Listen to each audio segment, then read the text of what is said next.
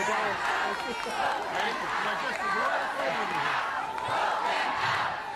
them out. Vote them out.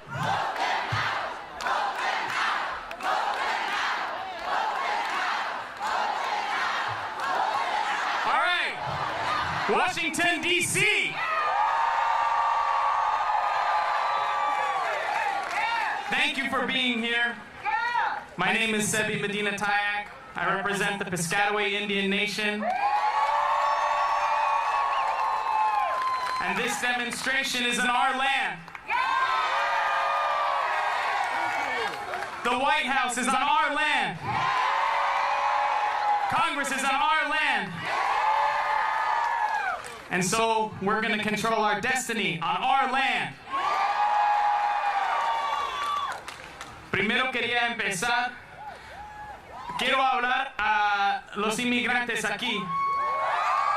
Y por favor, no me interpretan, por favor, porque estoy hablando a ellos, estoy hablando a los migrantes. Y antes de que me interpretan en inglés, por favor, interprétame en maya, en quechua, en aymara, en náhuatl. Porque primero, antes de inglés, quiero hablar a ellos. Quiero hablar a los migrantes indígenas de este continente. Yo soy de la nación Piscataway y todo lo que es Maryland y Washington, D.C. es en nuestro territorio. Y para nosotros, la palabra Piscataway, el nombre de nuestra tribu, quiere decir cuando ríos fluyen juntos. Quiere decir que todos somos un pueblo, que todos somos unidos por el agua, por el aire y por la tierra. Eso quiere decir Piscataway.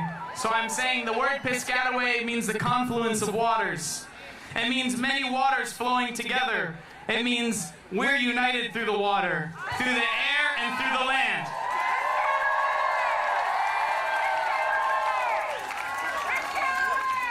Entonces, quería empezar con eso. Y para ustedes que lo están viendo aquí en Washington, D.C. y los que están viendo ahí en sus teléfonos o sus televisores, bienvenidos a esta tierra, bienvenidos.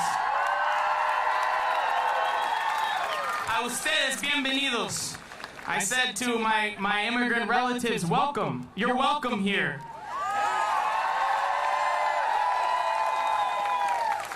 Porque nosotros no creemos en muros, no creemos en la deportación, creemos que todo este continente es una tierra y todos somos juntos en esta tierra. We don't believe in borders, we don't believe in walls, we don't believe in deportations.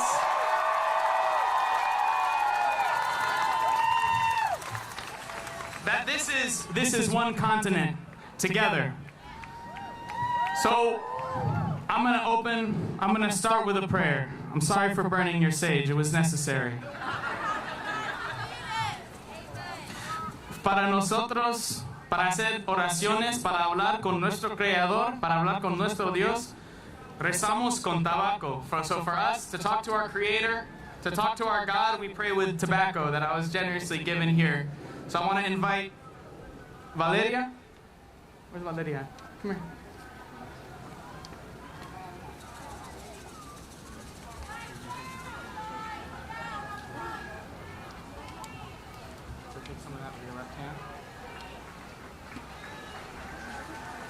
Okay, we're going to make a prayer here.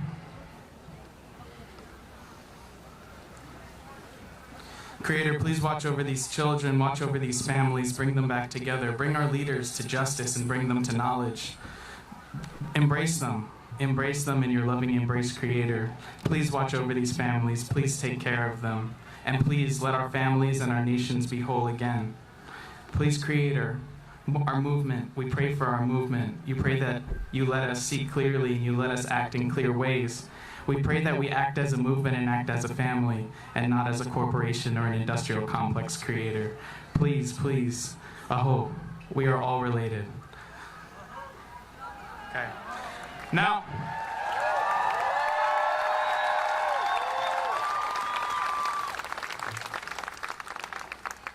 I have one last thing.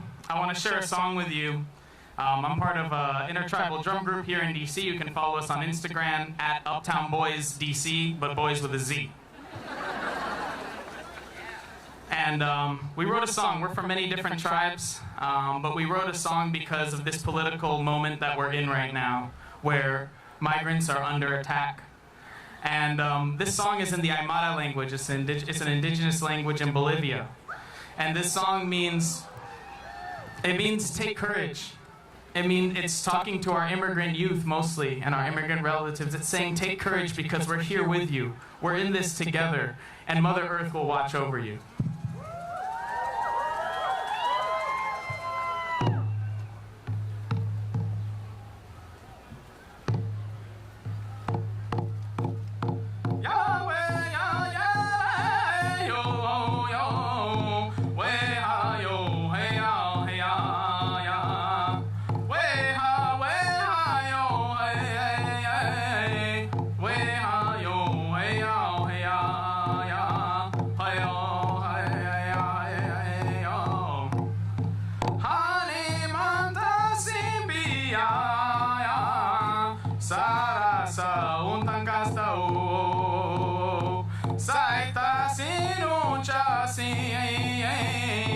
Fuerte Pachamama, cuidas que tú.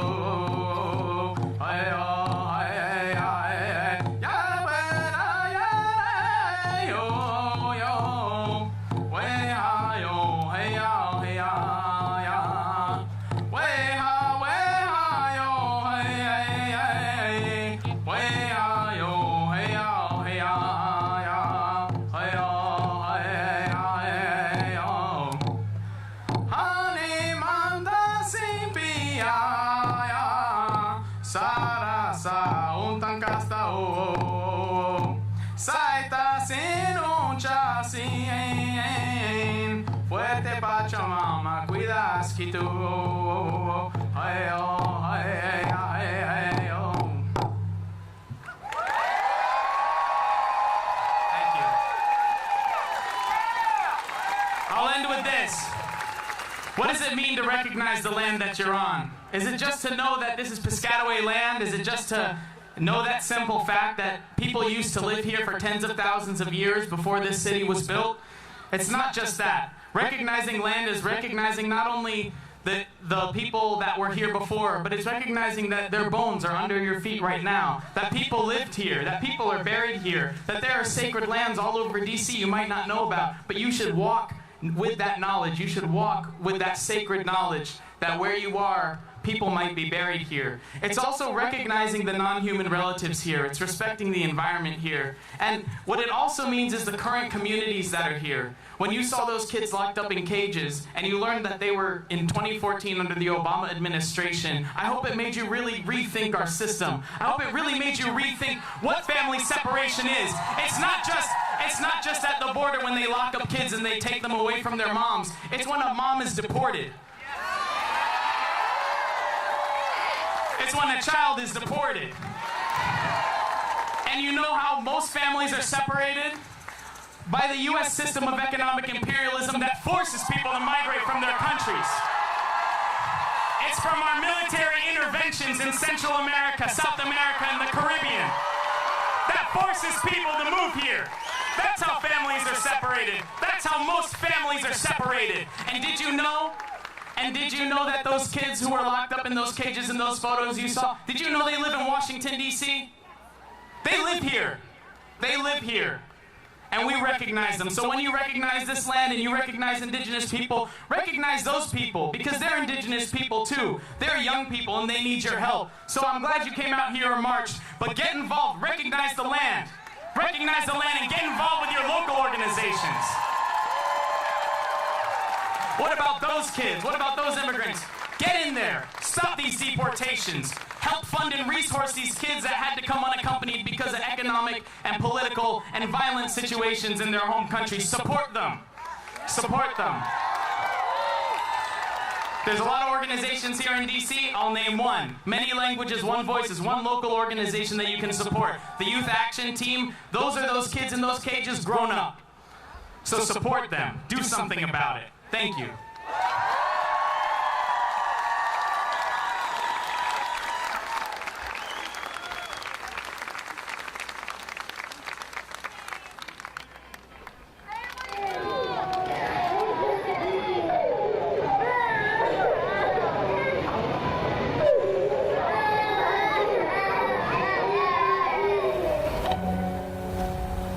did we get here?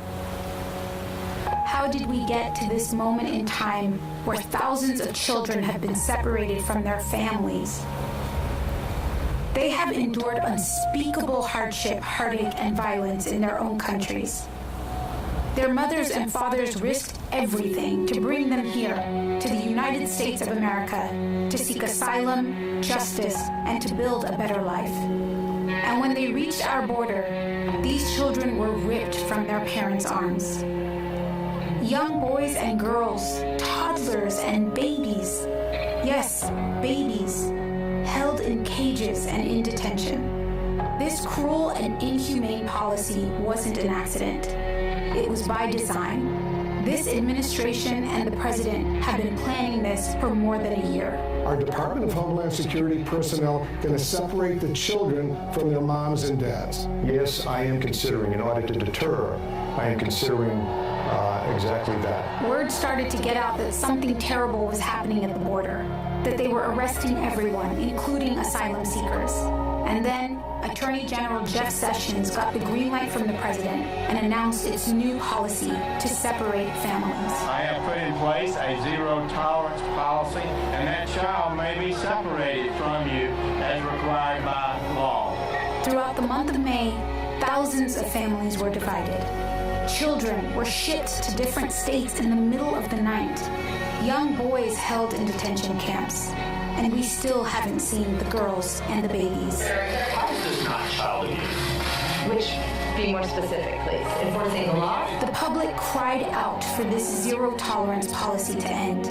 The president lied and said that he couldn't stop it. But we refused to back down, and he signed an executive order. He thought that he could fool the American people with it. But we know that all he did was add to the horror and make indefinite detention of families the policy too. This is why we march in cities and towns today. We want to unite these families with their children and stop separating them in the first place. We want to end indefinite detention, and we want to stop the inhumane policy of zero tolerance. This is our message. It is one of love, respect, and filled with American decency, because it is simple. Families belong together and free.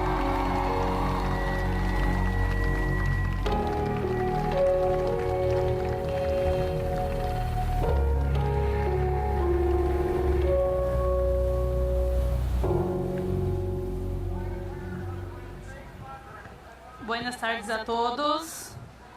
Mi nombre es Jocelyn. Yo llegué en los Estados Unidos con mi hijo en agosto de 2017 buscando seguridad.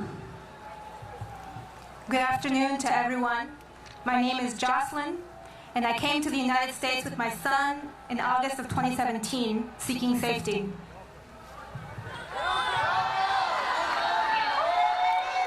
Gracias. Soy una de las personas principales en la demanda del ACLU. I am one of the main plaintiffs in the ACLU lawsuit.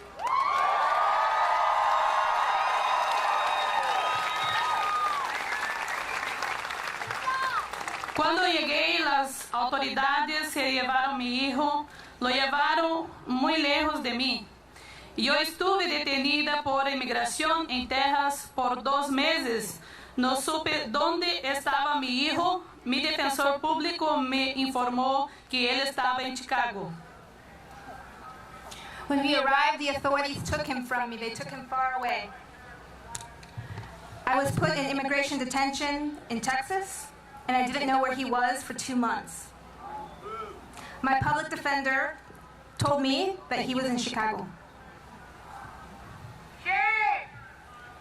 Duramos 9 meses y 9 días separados. Durante ese tiempo me informaron que mi hijo podría entrar en proceso de adopción y yo tenía mucho miedo de no poder verlo de nuevo.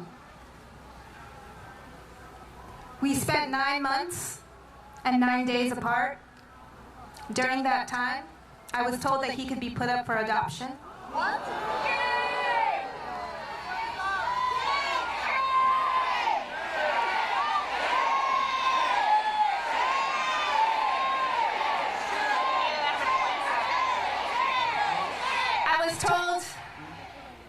I was terrified that I might never see him again.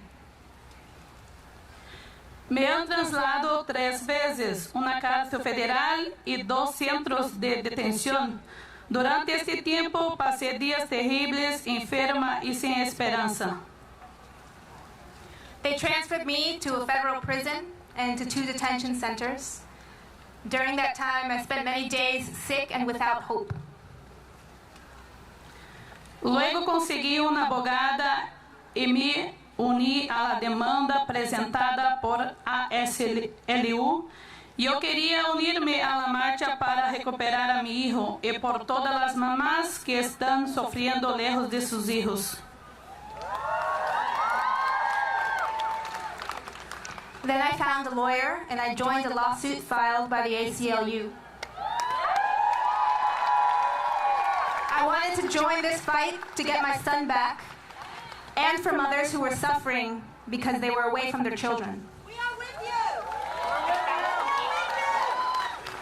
Thank you. We see you. We love you. We see you. We love you. We see you. We love you. We see you. We love you. We see you. We love you. We see you. We love you. We see you. We love you. Mi abogada en las Américas, en El Paso, me ayudó a salir con bajo fianza y mi hijo y yo finalmente estuvimos juntos el 5 de junio de este año. My lawyer at Las Americas in El Paso helped me get released on bond, and my son and I were finally reunited on June 5th of this year.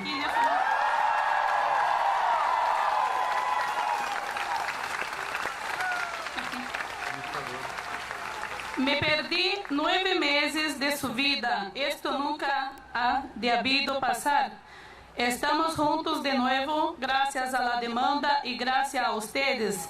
Ustedes marcharon para protestar esta cruel práctica de separar niños de sus padres. Mi hijo y yo estamos juntos y por eso yo estaré eternamente agradecida por ustedes. I missed 9 months of his life, and that never should have happened. We are together again thanks to that lawsuit and thanks to you. You marched to protest this cruel practice of separating children from their parents. My son and I are together, and for that I will be forever grateful to you.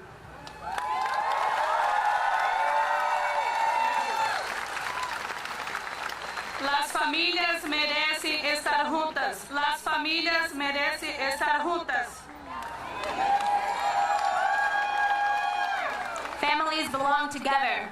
Families belong together. Families belong together. Families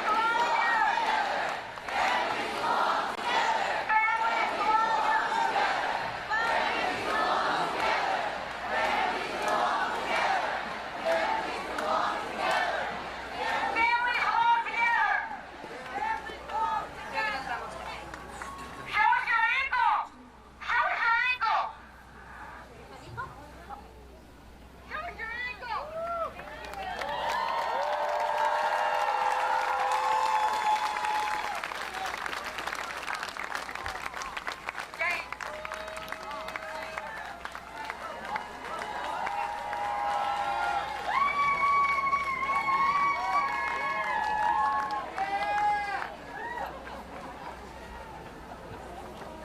Dear friend, the best part of being a kid is being able to be happy, playful, weird, and what they are doing is stopping you from doing that. And I think that's unfair.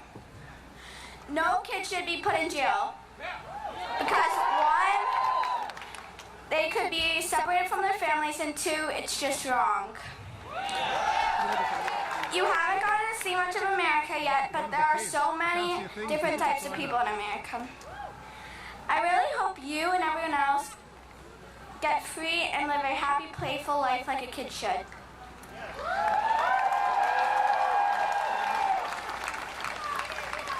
I wish the president would think about everyone else who is suffering and sad and try to help. People may argue that there are good reasons for this, but there are not. There isn't even one good reason. Me and my mom won't stop protesting till everything is right. Love, Olivia. Thank you.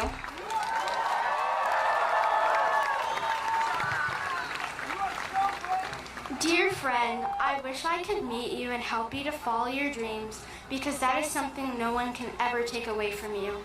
The pain you feel today is the strength you will need to carry on and keep going. It may feel hard, but you can do it. I know you can.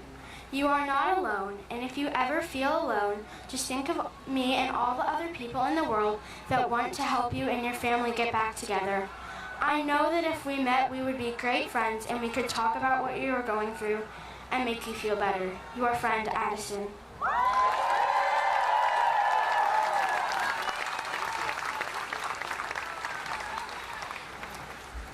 This is a letter to all the children in the detention centers. Do not think of America as a cruel place where people hate you and put you in jail. There are people, good people, who are going to help you find your families again.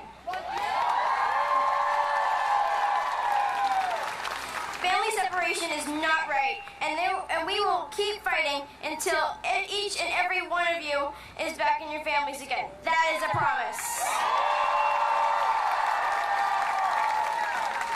My father came to America at age 17 with $400 in his pocket. Now he has his own business, a wife, my sister and I, a nice house in a beautiful neighborhood, and is a proud American citizen.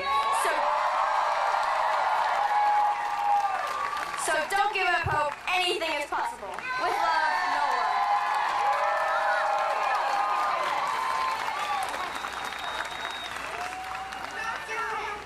My name is Lucy. I am so sad that you can't be with your family. That is so messed up. I would miss my family too. I would miss their hugs and playing with my sister. I wish I could give you a big hug. I know that kids should be with families. My family will keep fighting to make sure that happens. Love, Lucy.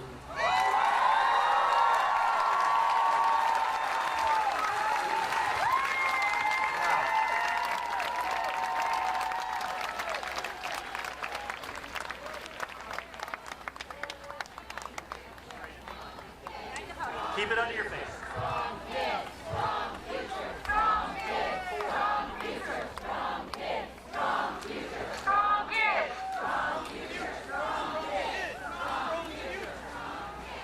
They're beautiful, aren't they? Yes, they are. As beautiful as those children down in McCallum. Hello, my name is Dr. Amy Cohen. 3 weeks ago, I traveled from my home in Los Angeles to the border town of McCallum in South Texas because I had to. As a child psychiatrist who spent much of my career treating trauma in vulnerable populations, I knew that what we were doing went far beyond the heart-rending distress that we were seeing on TV. I knew that my government was deliberately torturing young children. Shame.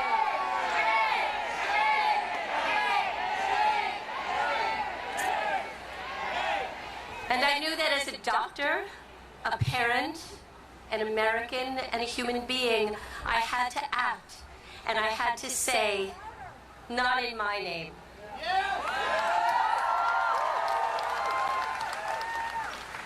I've only just come from Texas. The heartbeat of that time was Sister Norma's Respite Center, an astonishing place. There, children and parents released from the hardship of detention would come to find respect and care before departing for distant destinations. Every day, the vision of children clinging to the dusty pant leg of a father, reaching up to be lifted by a mother, invoked how a child's very sense of safety and security is tied to their knowledge that their parent will be present. The children who have been taken, whose parents and sense of safety have been stolen from them, these children try every day to summon their parents as children do, with whimpers and cries, with calls, with lifted arms. Every time their cries go unanswered, they experience again the terror of being alone and helpless.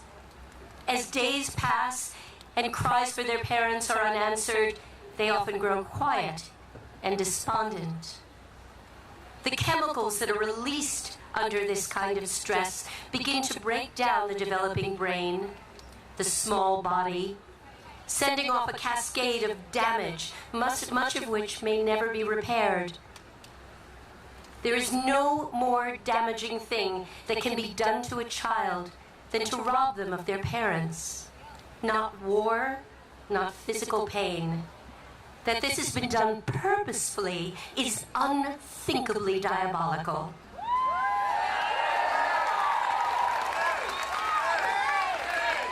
Shame.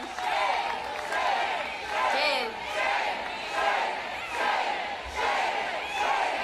Shame. Not in my name. And what of the parent whose child has been kidnapped? While their bodies may be more resilient, they are plunged into their own hell of panic and grief. How must my child be suffering? How can I get to them? How can I protect and nurture them? As healthcare providers, we must demand that this stop. These separations must end. These children must be reunited with their parents, and quickly. As healthcare providers who know the torture to which these children have been subjected, we must insist that our government provide the best trauma treatment available. These children who will be lucky enough to be reunited with their parents will have a very long journey ahead. As healthcare providers, we must demand that we be let in to inspect the facilities to which these children have been taken and the care that they receive. And most of all, we must demand that these separations, that this torture can never be allowed to happen again.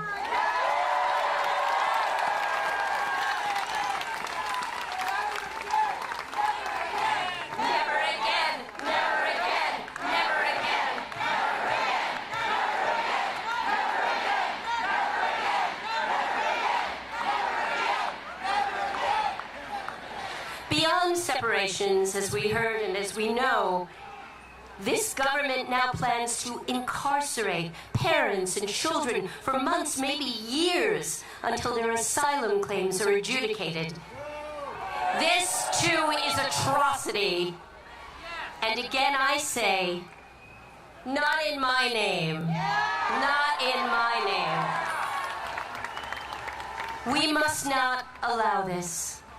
When people flee unspeakable horror and reach our shores, as my grandparents did, as some of yours did, we cannot tolerate a government that treats them with cruelty, brutality, and indecency. It must end. Not in our name. Not in our name. Not in our name. Not in our name. Thank you.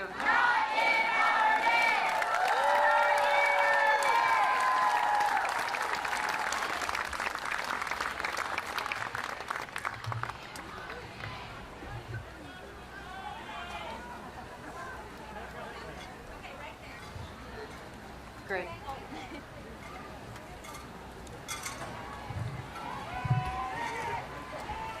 Hello. My name is Jordan Deardahl Roberts. And like you, I chose to be here today. We've seen the state of our nation and decided we must take action. Life is about making choices. We face a million choices every day. Some choices are so easy, we don't have to think about them.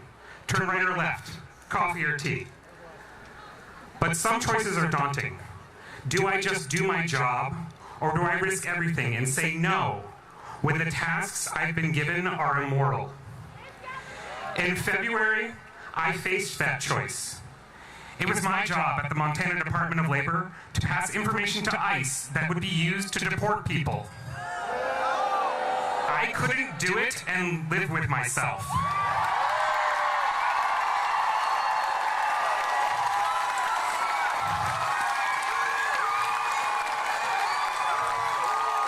In February, I had seen the video of Border Patrol dumping life-saving water in the desert with full knowledge they were condemning people to death. I had seen ICE arrest people who had been reporting to them for years, throwing them in immigration detention centers where they were abused. I had seen loving families torn apart for no good reason.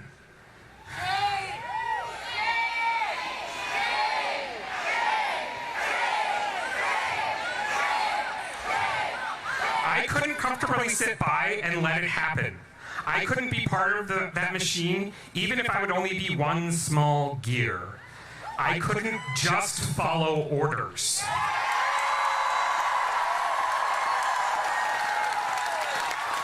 It was my choice. I had to choose what was right, even though it meant placing my family at risk. I was no longer comfortable with the demands of my job. Those who are comfortable will not change. I wouldn't have had to quit if just a few more people joined me in saying it was wrong to perpetuate our cruel immigration system. I later asked my governor, Steve Bullock, face to face, to change the way departments dealt with information requests, or to even just release a simple Know Your Rights statement so those terrified by the news of ICE in my state would be more prepared. He did neither.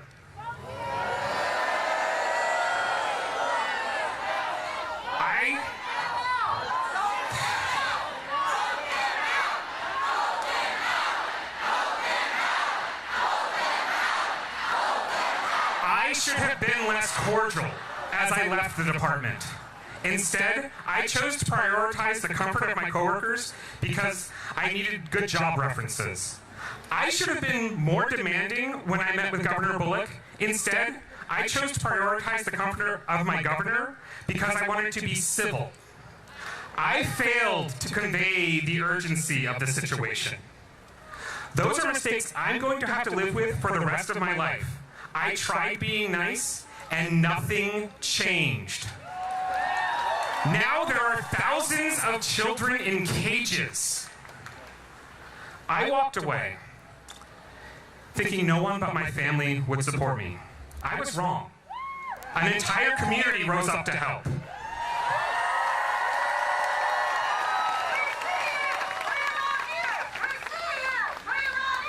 They took care of my family, and I was faced with another choice. I could have just found a new job, but I knew I had to do more with my freedom. I choose to keep fighting because it is the only moral choice. We have no moral right to be comfortable when the price of our comfort is injustice.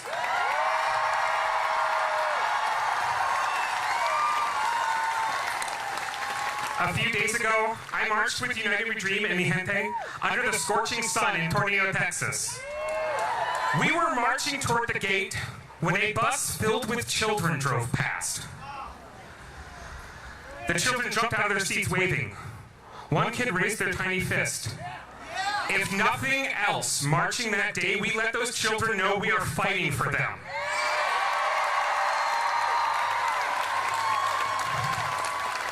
We all have choices to make. Choices that will define us as individuals and as a nation. Especially those people working in immigration right now. I'm talking to federal agents, lawyers, politicians, social workers, support staff, and administrators. You need to decide right now what side of history you want to be on. You may think you are only doing your job, but your actions have consequences. You may only be filling out paperwork, but your work separates families. You may only be opening and closing the gate, but your decision puts children in camps where they will be detained indefinitely. You may only be arguing in a courtroom, but your motions keep this terrible system of human suffering working. You can choose to stop this. No more torture at our borders. You don't have to follow orders. No more torture at our borders. You don't have to follow orders. No more torture at our borders. You don't have to follow orders. No more torture at our borders. You don't have to follow orders.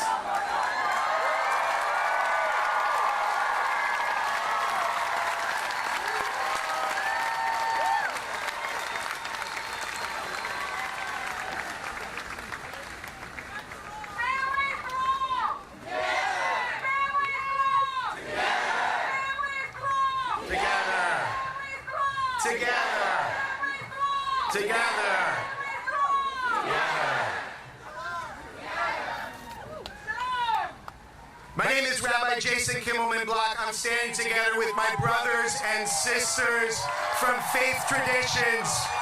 We are here. We are here to say together that this society is in a state of moral emergency. And we will read for some passages from our tradition. I will read from Psalm 146, which says to the oppressed, this will pass because there is a power much greater. And it says to the oppressor, this will pass because there is a much greater power than you.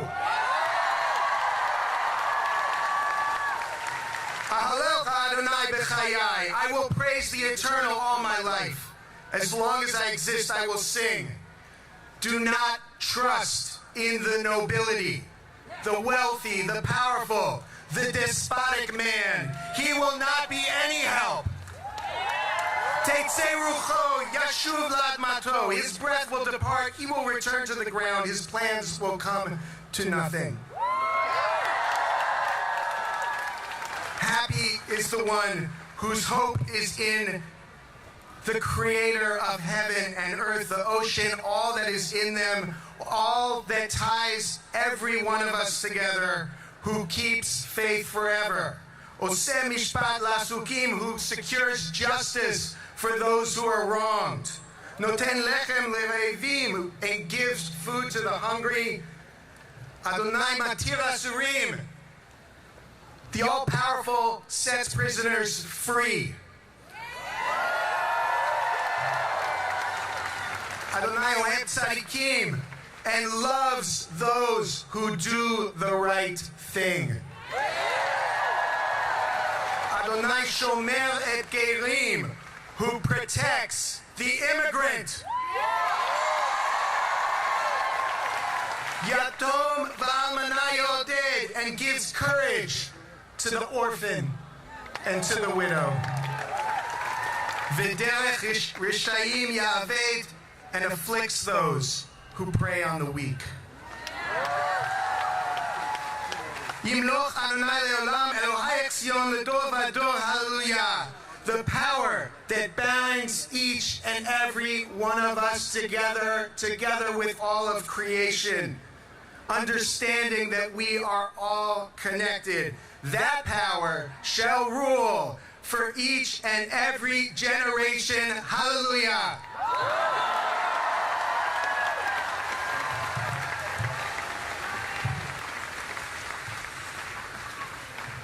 Christianity is a religion of love.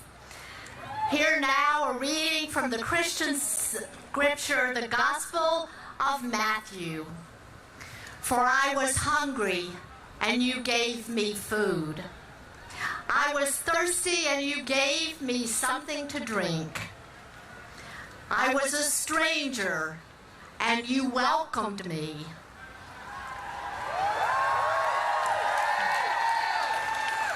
I was naked, and you gave me clothing.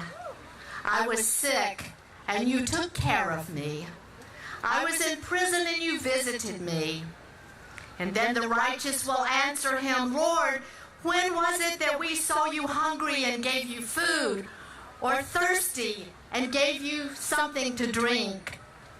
And when was it that we saw you a stranger and welcomed you, or naked and gave you clothing? And when was it that we saw you sick or in prison and visited you? And the king will answer, truly I tell you, just as you did it to the one of the least of these who are of my family, you did it to me. Amen.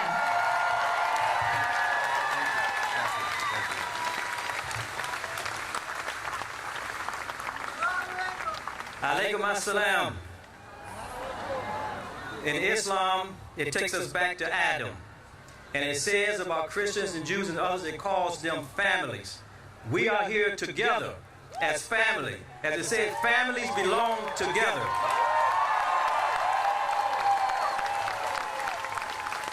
I will be reading from the Holy Quran, chapter 4, which is entitled, The Women, with the mothers. O mankind, be regardful of and have a high respect for your Lord, guardian evolver, cherisher, and sustainer, who created you all from a single soul and created from it your mate. And from them comes countless others. Be regardful of the Almighty, to whom you partition for your mutual rights, and be regardful of and have a high respect for the family ties. Verily, surely, Almighty God is over you all, and is always observing. And serve Almighty God. Ascribe nothing as partners with him. Show kindness unto parents, and unto near kindred, and orphans, and the needy, and to those who are neighbors who are of your kin, and to neighbors who are not of your kin, and to those who are traveling, and to the wayfarer. Yes. See, Almighty God loves not those who are arrogant and boastful.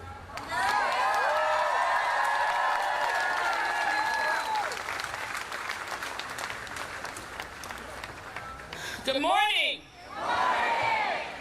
It's hot out here, but it's not as hot as it is for those children that we're standing for.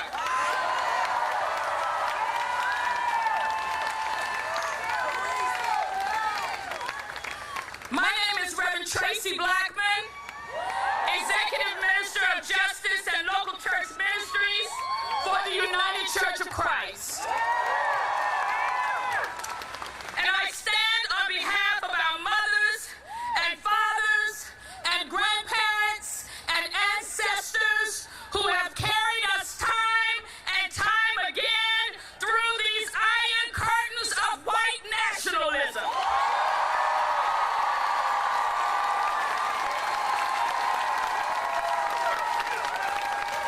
I stand as the descendant of enslaved black women whose children were ripped from their nursing breasts and loving arms. And I stand as a mother on behalf of the sacredness of family, God's first holy unit. I have come this morning, my friends, to remind us that we have been here before. I know it feels brand new, but it's not. We have been here before. America has been here before. Black and brown people who have been historically oppressed and marginalized in this country and erased from our historical narrative, we have been here before.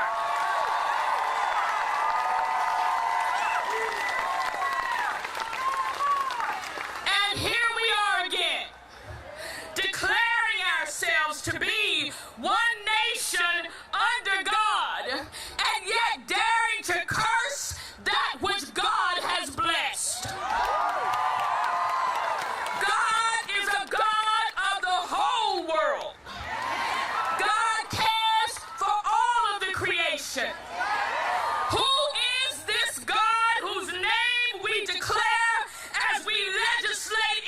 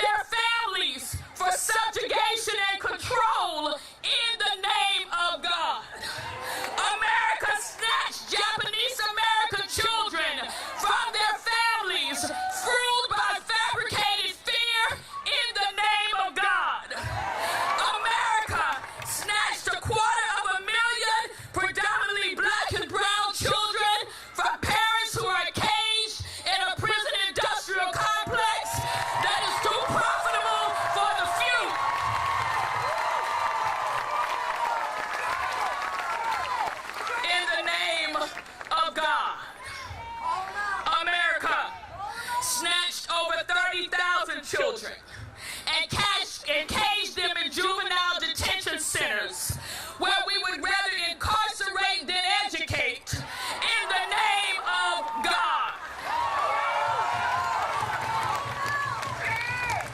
And let us not forget, America sent back fleeing Jewish refugees too, back to their death, in the name of God.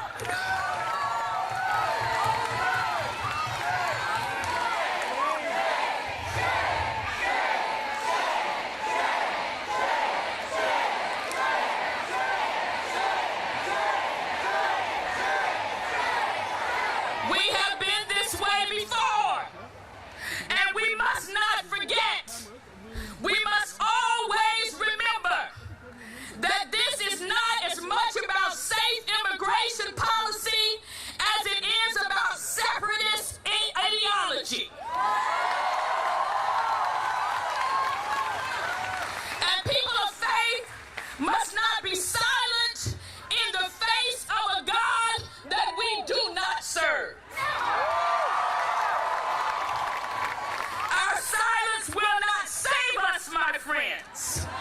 When our leaders use scripture to legislate hate, they do not speak on behalf of God. Listen, the misappropriation of Romans 13 was not strong enough to uphold slavery, and it is not strong enough to uphold this current evil.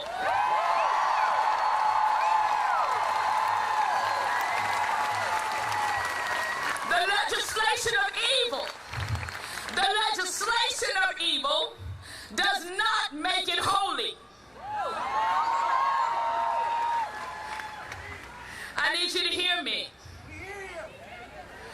Our Supreme Court is wrong on this one.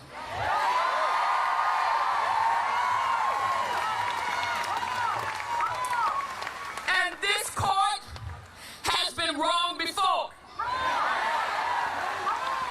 In 1857, the court was wrong when they ruled against the freedom of Dred Scott. In 1883, the court was wrong when it ruled to uphold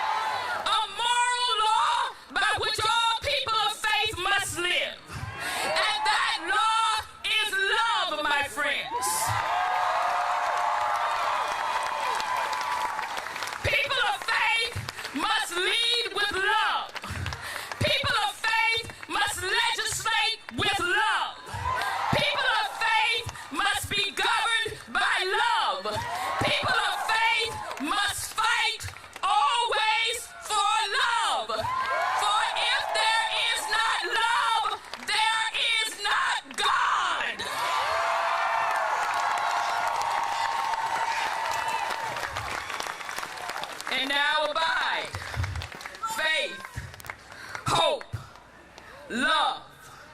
These three, but the greatest of these is love.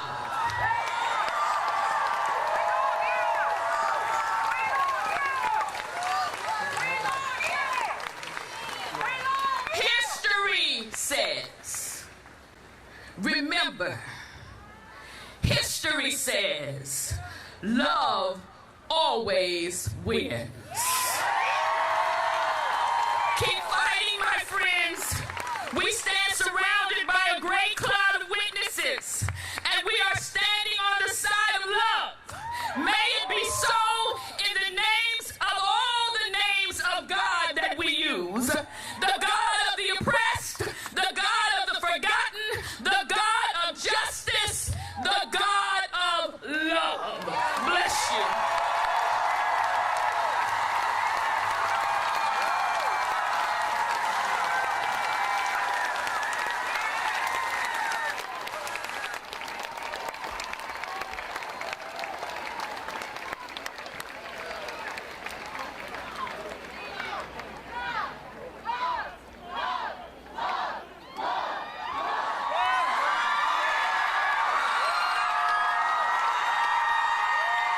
Good afternoon.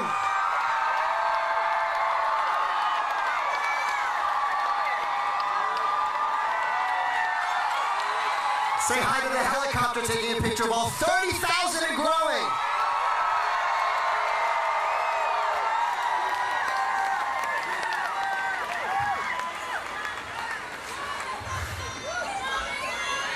I love you too. We're here because there's parents right now who can't sing lullabies to their kids. And, well, I'm just going to sing a lullaby that I wrote. And this is for those parents. And we're not going to stop until they can sing them to their kids again.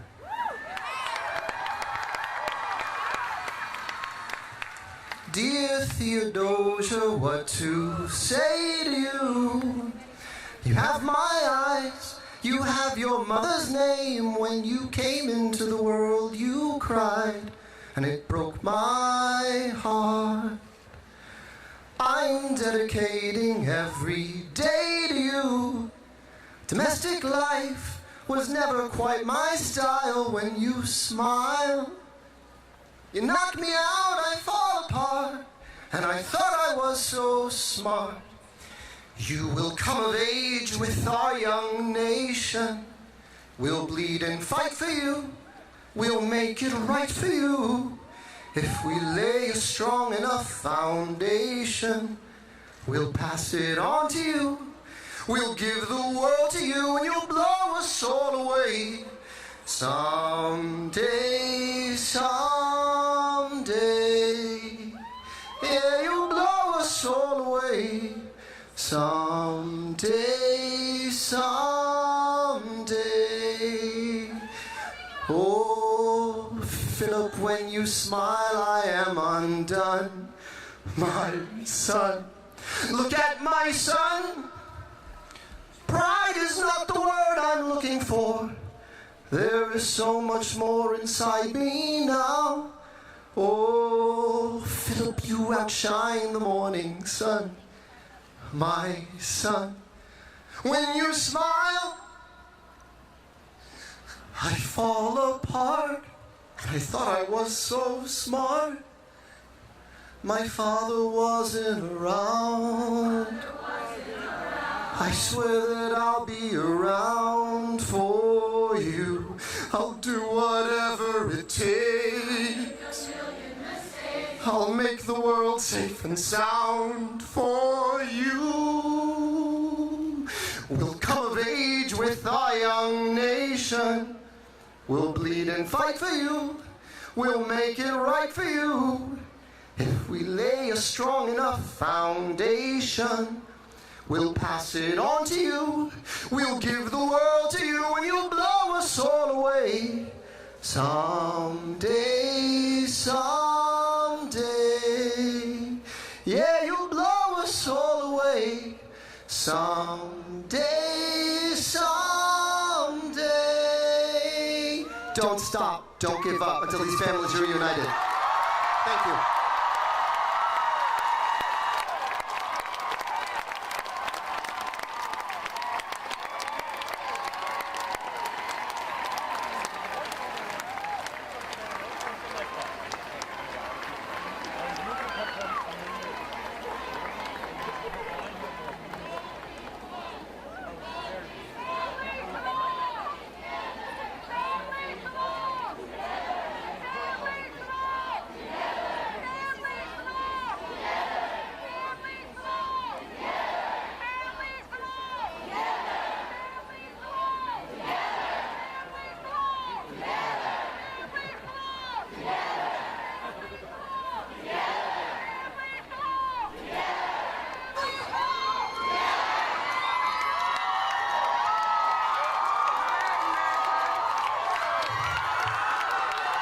Good afternoon.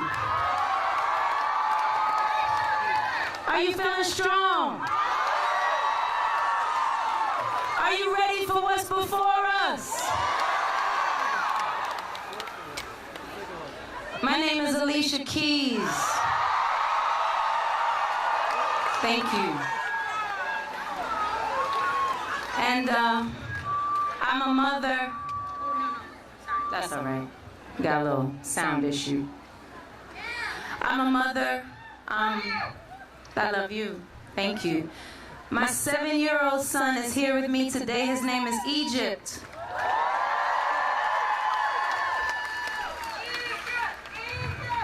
And I couldn't even imagine not being able to find him.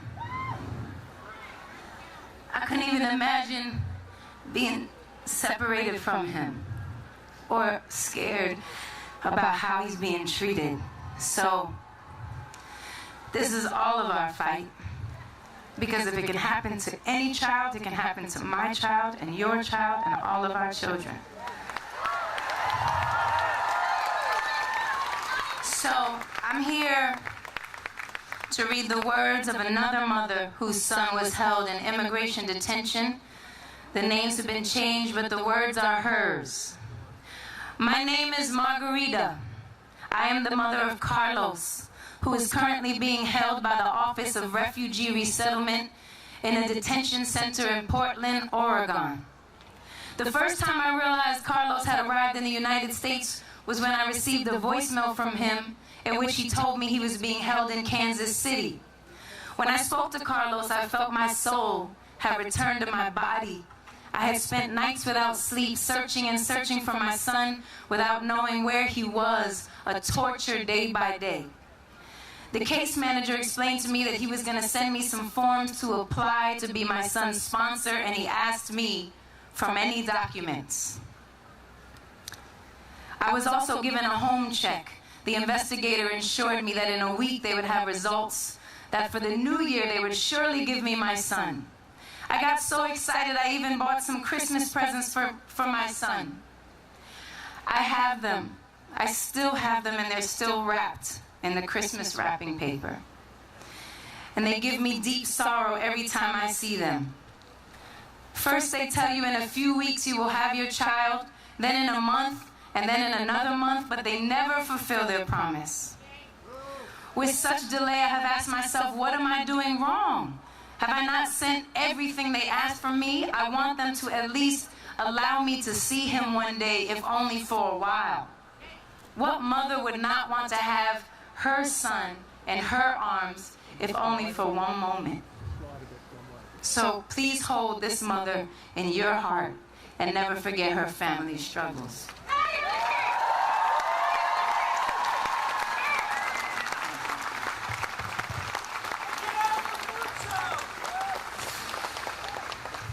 My name is America Ferreira.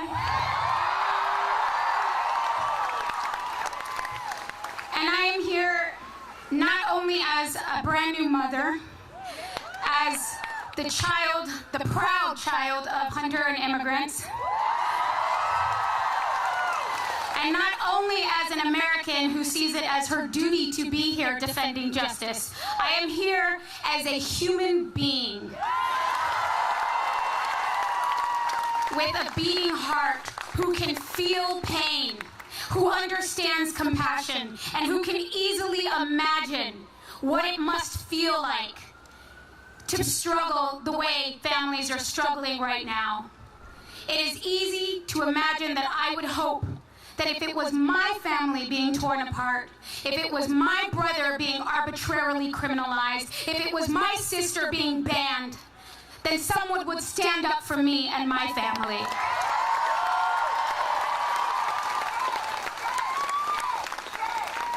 It is that simple. This fight does not belong to one group of people, one color of people, one race of people, one gender. It belongs to all of us.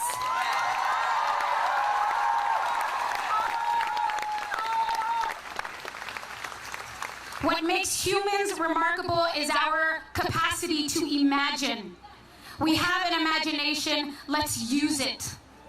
As I read these words from a grandfather who is fighting to be reunited, who is fighting to be reunited with his granddaughter, I want you to imagine that this is your child, that you are this grandfather. These are his words, the names are changed. I am the grandfather of Teresa, who is currently detained at Shiloh Residential Treatment Center. I am currently living in a duplex apartment in Oakland, California. I work every day as a food vendor. I want to be her sponsor because she is my granddaughter and I am her grandfather. I spent a lot of time with Teresa when we both lived in El Salvador. I came to the United States when she was 5 years old and have helped to financially support Teresa and her mother ever since. I think I would be a good sponsor for Teresa because I want to take care of her, and I am able to do so. In February 2018, a home investigator came to my house. She asked me a lot of questions and had me fill out a lot of paperwork. I got the impression that the home investigator didn't think I made enough money to be able to support Teresa and myself. I know I don't make a lot of money, but I make enough to care for Teresa. Everything I have, I will give to her. I have not heard anything since then. When I reached out to the social worker at the Shiloh Treatment Center, she told me that the Office of Refugee Resettlement threw out my application.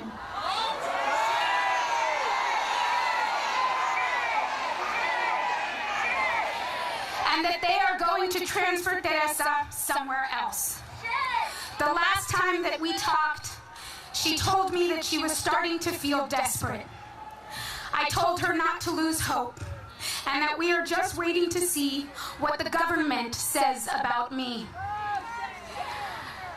Please remember these words. And Teresa, please do not lose hope. Hold him in your heart. We cannot forget.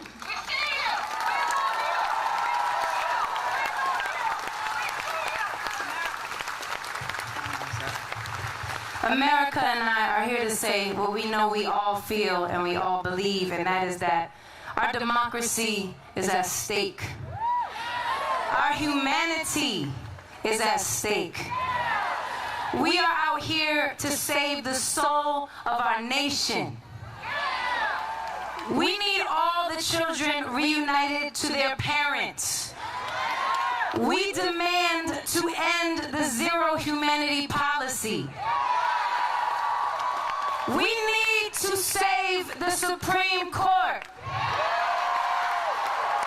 And we need to vote.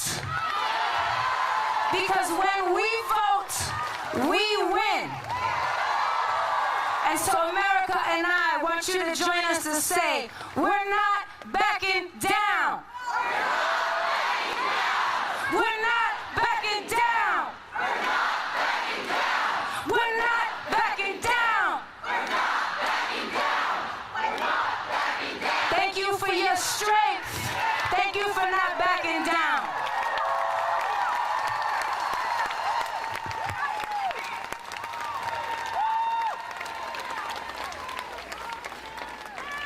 We're not backing down.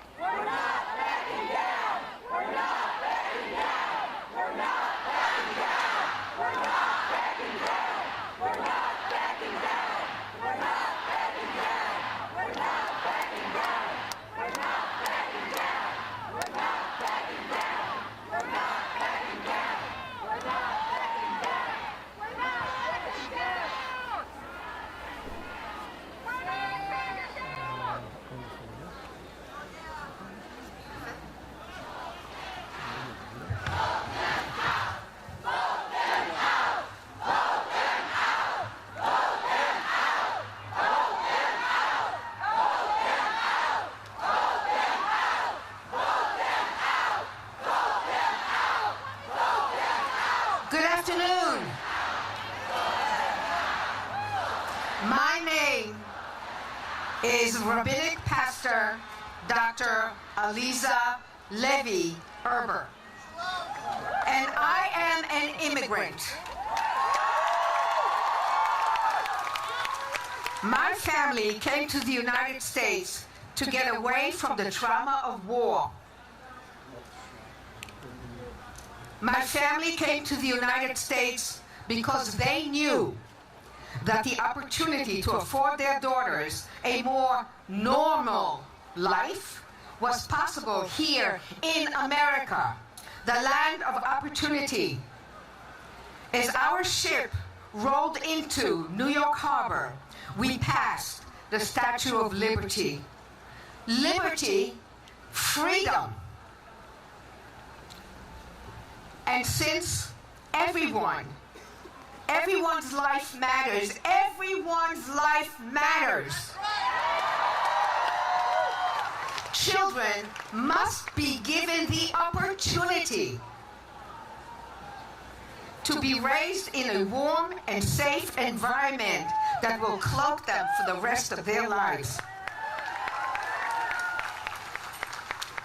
I am 75 years old.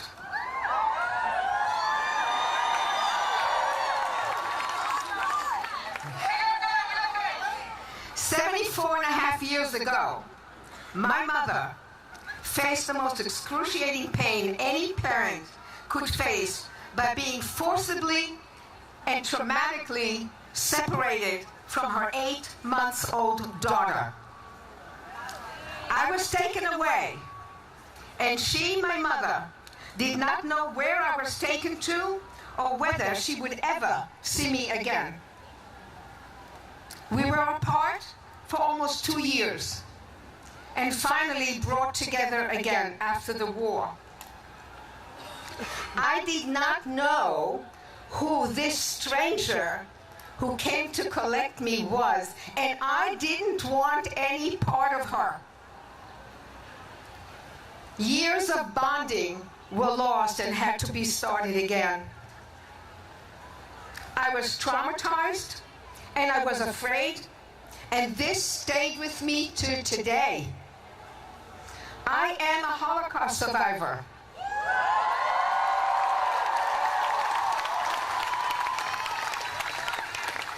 One of the few still alive today. And I was a hidden child in a hole dug in the woods in a bunker with my mouth taped shut. 2 years of parent-child bonding lost. Crucial years in a child's early development lost. The years when the love of a parent and the physical closeness between child and parent, the years when a child learns to trust the world around her and that the world is a safe place or could be, all lost. I never learned this all-important lesson, and all these children today separated from their parents have lost the opportunity to learn trust or ever feel safe in their life.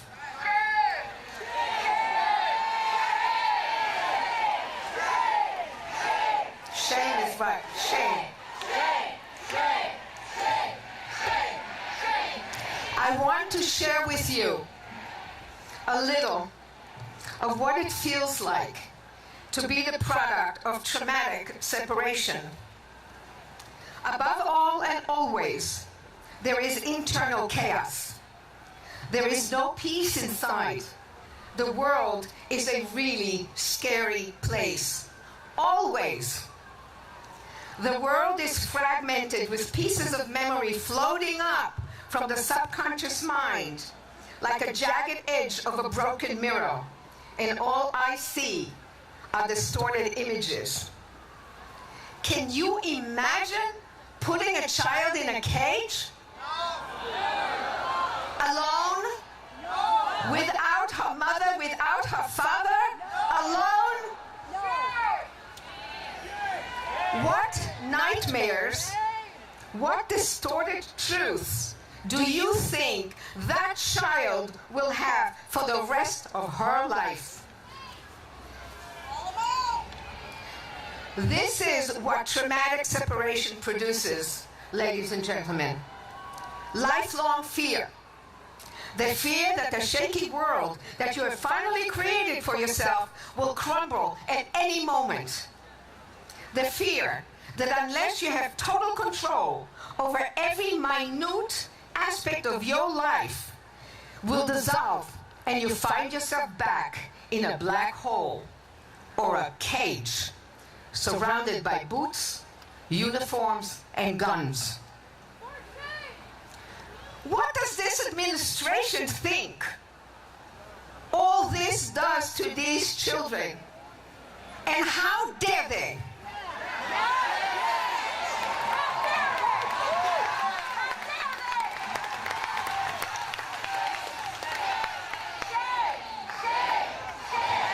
Shame, shame, shame, shame, shame, shame, shame, shame. When I was asked to speak today, my first inclination was to say no. I am not political. To me, politics often creates a feeling of chaos. They can create chaos. And I will do anything to avoid chaos. But then, I see the faces of the children separated from their parents. I see the tears, the pain. I see the fear and the confusion. I see the little scrunched up faces not understanding the chaos around them or the cages that are holding them. And I know, political or not, once I was where they are now. And we, all of us, must speak on behalf of these children and their parents.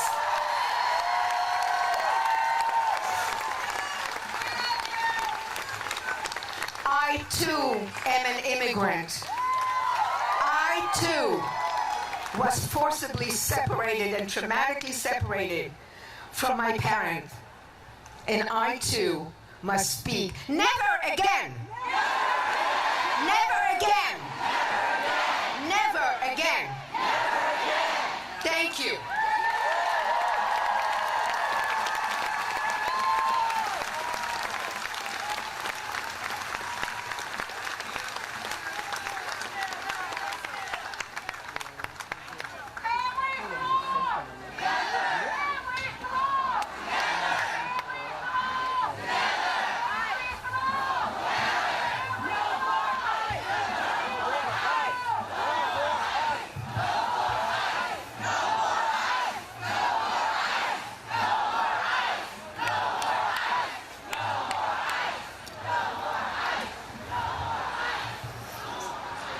Hi, my name is John Tateshi. I'm here to talk about the experience of Japanese Americans and how what is happening today reflects so much of what happened to us during World War II. On the morning of April 28, 1942, as my family prepared to board the buses that would take us to one of the 10 concentration camps in this country,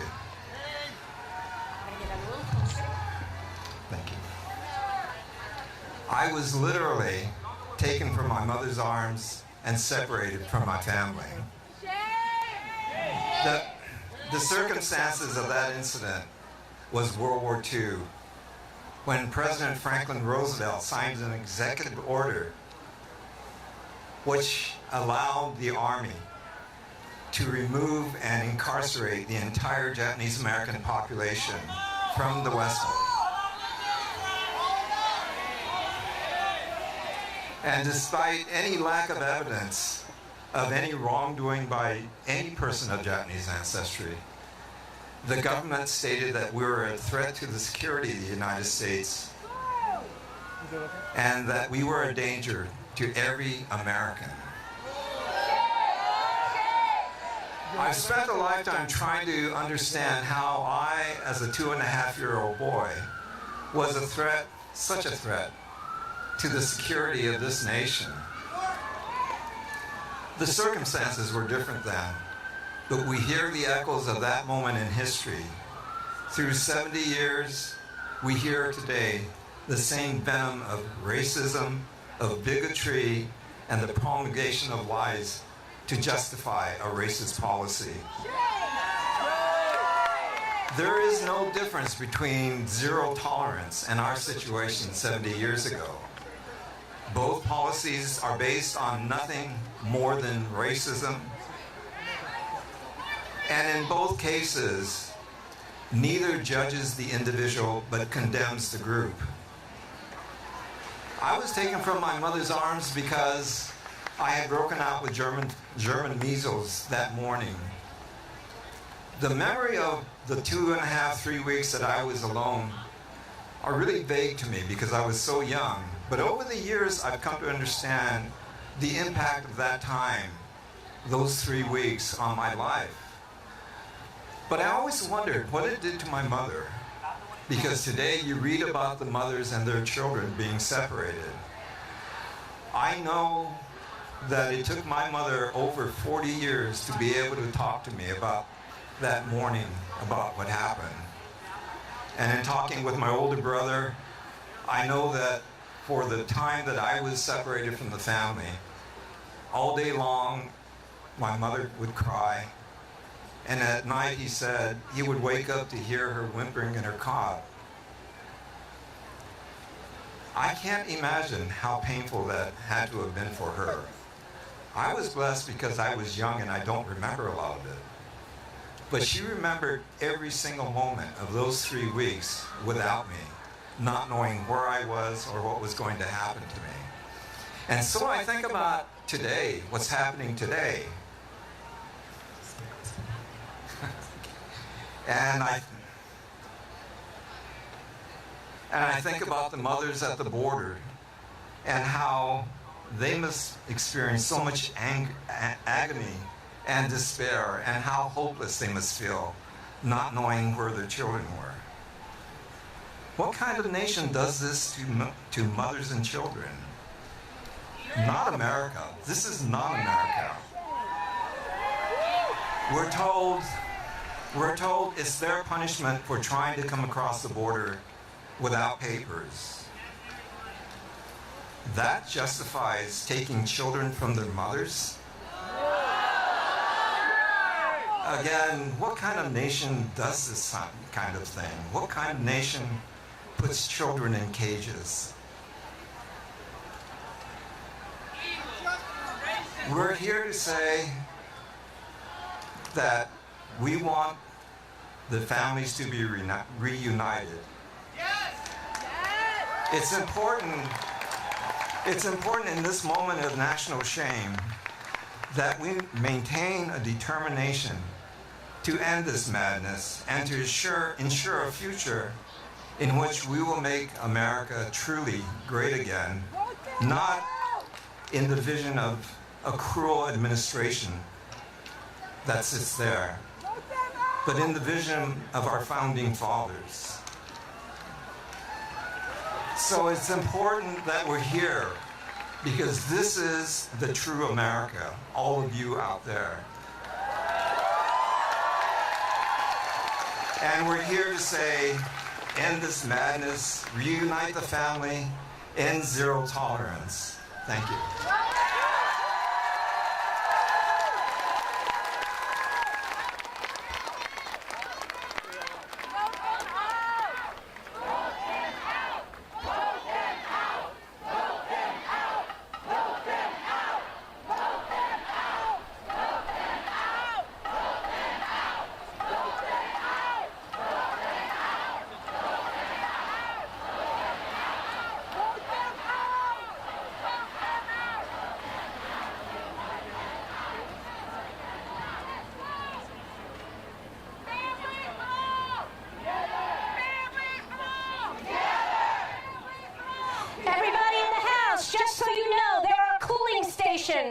Over at H. If you need to go cool off, there are cooling stations at H.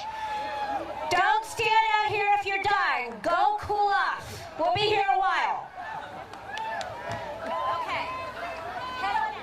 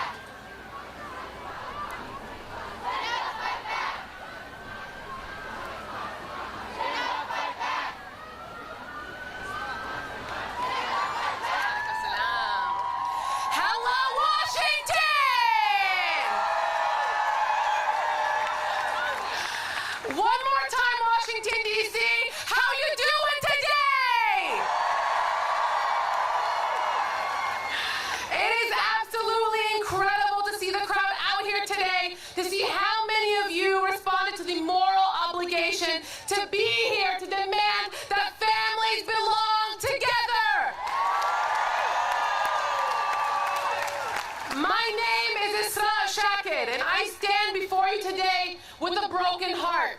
As the refugee campaign lead at Oxfam America, I devote each and every day to finding new and creative ways to fight this administration's xenophobic rhetoric and attacks on refugees, asylum seekers, immigrants, and other vulnerable families with all my might. And I will not stop. We will not stop.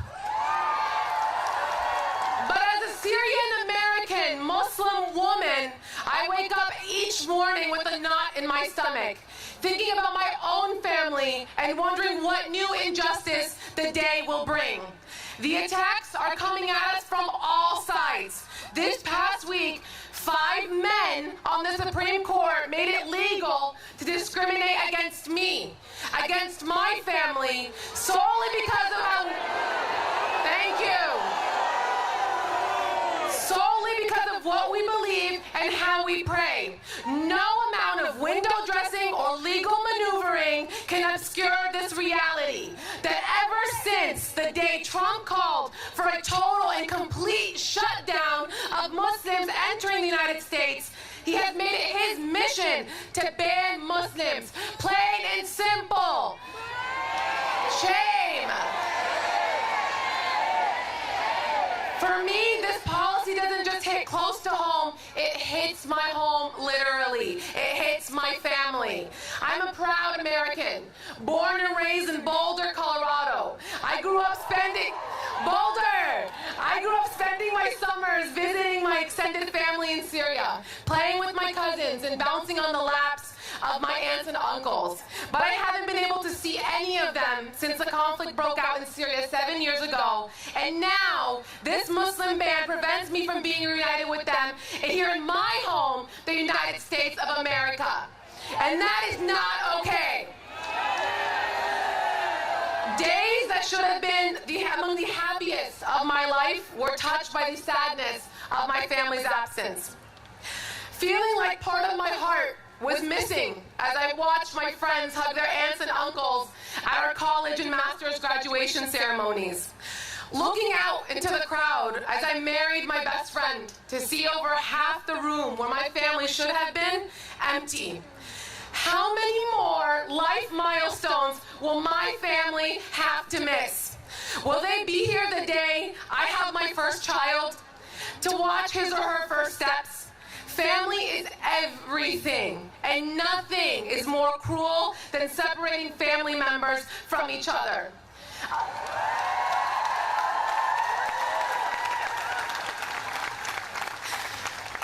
I am heartbroken that the Supreme Court chose xenophobia and bigotry over me and my family, that they stood on the side of hatred and fear instead of love and truth, because that's what this is. These are not just policies, not just statistics, not just words on a piece of paper. They are human lives on the line. Too many of our elected officials try to justify and rationalize this administration's discriminatory executive orders, its cruel family separation policies, its xenophobic rhetoric. But today, we call it what it is: bigotry. Looking out over this beautiful, huge crowd, which I never imagined I'd be speaking in front of, so I'm so honored. I know so many of you have also been personally affected by this administration's bigotry as well. And that's why we are all here right now. For those of you who are lucky enough to not have been targeted yet, I want to ask you to think about your families. What would you sacrifice to see them? To be with them? Imagine being torn apart from them. It's as if you are torn apart from your entire world. All of these atrocities are one and the same. Whether it's tearing children away from parents seeking safe haven from violence in Central America, or blocking a Somali refugee from being reunited with his wife, this is about cruel practices that show an utter lack of moral fiber and the complete failure of this administration to acknowledge the humanity of these brave and fearless individuals longing for the same security, peace, and sense of normalcy that we all want.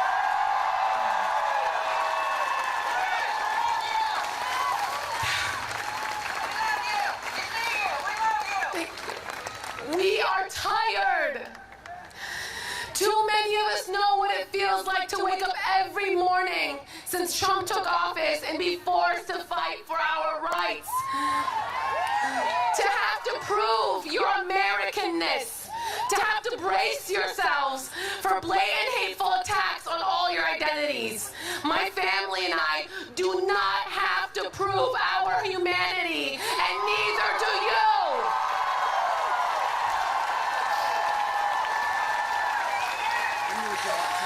We are all America, and America's all of us. Now I want to address all of you who are here in solidarity. I need you to commit yourself to this fight.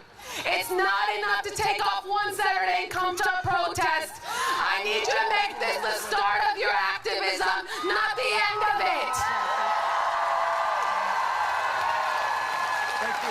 I need you to mobilize your privilege. This fight is not just for today, not this week, this month, or even year. It is a fight to take back our country and reclaim the vision of the Statue of Liberty that stands as a beacon and hope and light for every single person.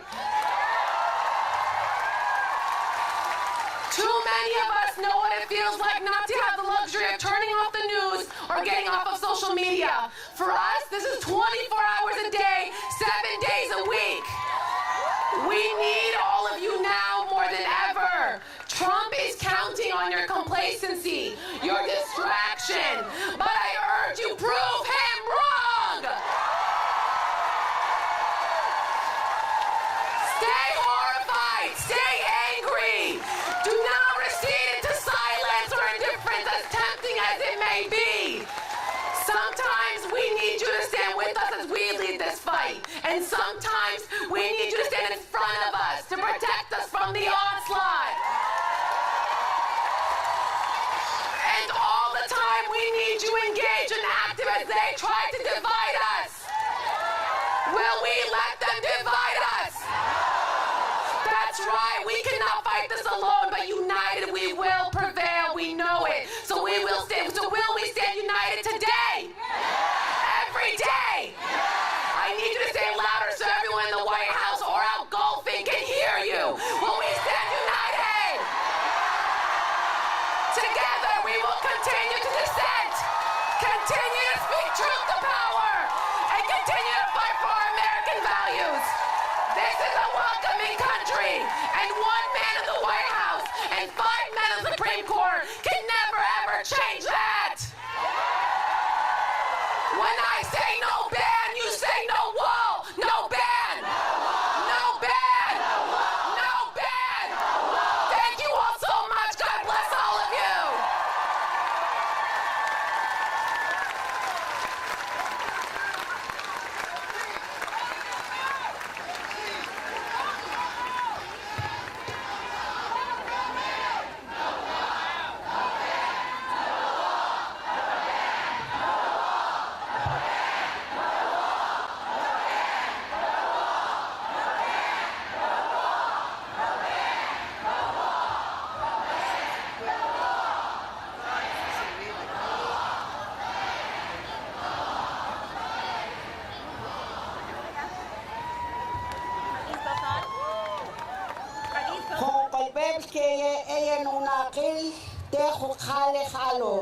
Schonte matulkanune il technisch ahu kishkohimbach don kach tejo México que Estados Unidos. Vamos a pedir a la energía de este día dentro del calendario maya.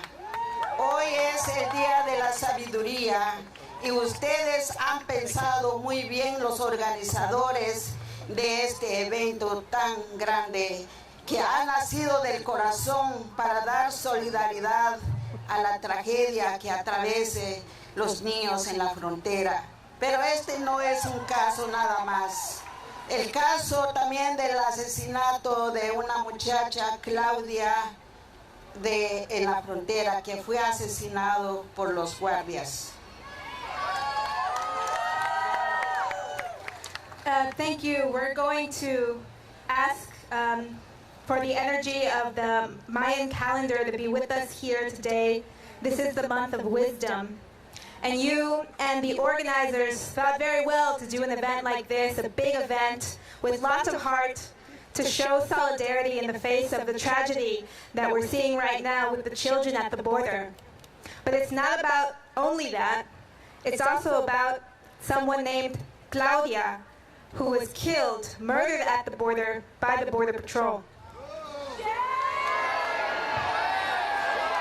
Nosotros como pueblos originarios de este continente, Ave Ayala, hemos unido nuestros corazones norte, centro y suramérica. We, the first peoples of this continent, Ave Ayala, have gotten together in one heart, North, Central, and South America. Nosotros como pueblos originarios tenemos una historia, tenemos una vida, tenemos dignidad de ser para estar con ustedes y no hay necesidad de pedir permiso porque esta madre tierra es de nosotros.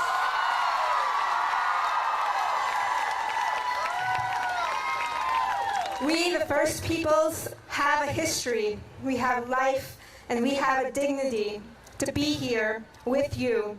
And for that, we don't need to ask permission. Because Mother Earth belongs to all of us. Nuestros ancestros han vivido por más de 25,000 años en este continente. Yo como de ascendencia maya estoy representando a mi pueblo que también ha sido masacrado, ha sido arrastrado por el sistema del país. Our ancestors have been here for 25,000 years on this continent. And as their descendant, as a Maya descendant, I'm here representing my people who have also been massacred and dragged through the mud by this government. Agradezco a mis hermanas y hermanos de este lugar, de este sagrado lugar, que nos han dado una solidaridad, los de Piscawi. And I want to thank my brothers and sisters from this sacred place, the Piscataway, who have shown solidarity to us. No solo Sur y Centroamérica hemos llegado, pero también han venido muchas personas de todo el mundo. It's not just North and South who have come here, but also many people from all over the world. Entonces, tenemos que agradecer a la Madre Tierra, pero también hay que dar solidaridad con el corazón para que cese ese desgarre de los niños en la frontera, porque esto no es una historia hasta ahora, sino que ha sido una historia en muchos países. And so we have to thank Mother Earth, and we have to show solidarity with our whole hearts, and we have to stop this tragedy that is happening with the children at the border. And this is not a history that has just begun, but this is a history that has gone on for a long time. Vamos a pedir al corazón del águila, al corazón del quetzal y al corazón del cóndor que nos guíe en el camino blanco, en el camino que dejaron nuestros abuelos. We're going to ask for the heart of the eagle and the quetzal and the condor to guide us on the white path that our grandparents have left for us. Y les pido en nombre de estos pueblos que no nos ignoren, que nos den ese lugar para ser, que nos dé el derecho de vivir junto con ustedes sobre la Madre Tierra. And we're going to ask you to recognize us and our name, to not ignore us, but to give us a place, because we have the right to live with you on this Mother Earth. Que el corazón del cielo, corazón de la Madre Tierra, corazón del aire y corazón del agua, esa es la esencia de nuestra vida como pueblos de esta Madre Tierra. The heart of the sky, the heart of Mother Earth, the heart of the air, and the heart of the water. This is the essence of our lives here as people on Mother Earth. Gracias a ustedes que han venido de diferentes lugares para dar la solidaridad y pedir justicia para que no se queda esto en la impunidad. Thank you. Thank you to all of you for coming from so many different places to show solidarity and to ask for justice and an end to impunity. Para que no se quede en la impunidad. Que la energía del abuelo Sol nos dé más coraje, nos dé más resistencia para seguir luchando de hoy en adelante. May the energy of Father Son give us the courage to continue, the resistance to continue to fight and to move forward with this fight. Y les pido de nuevo para que no nos ignore a los pueblos originarios de este continente para estar siempre juntos. And I ask you again to not ignore the first peoples of this continent and to always be together. Porque nuestros niños que están en la cárcel ahora o están aislados de la familia, ellos no hablan español, solo hablan su idioma nativa. Because our children who are in jail right now and who are isolated do not speak Spanish. They just speak their original tongues. Necesitamos pedir a las autoridades, a los abogados, a los jueces que busquen intérpretes para sacar adelante esto que está pasando en la frontera. We need to ask the authorities, the lawyers, the judges to find interpreters so we can resolve this issue that we're seeing at the border. También a los gobiernos de nuestros países que pongan la mano en la conciencia, que no piensen solo en su robo y explotación de nuestras tierras, que ellos también tienen derecho de velar sobre nuestros pueblos. And also, the governments of our countries, we have to ask them to put their hearts and their conscience and not only focus on their graft and exploitation of Mother Earth, because it is also their responsibility to watch over her. Gracias por la solidaridad y siempre vamos a estar juntos. Thank you for the solidarity, and we will always be together. Until we meet again.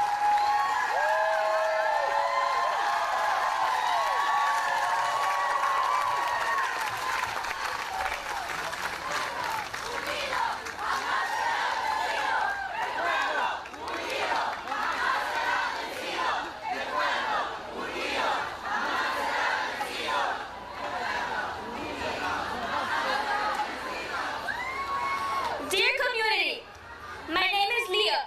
I am 12 years old and I'm from Miami, Florida.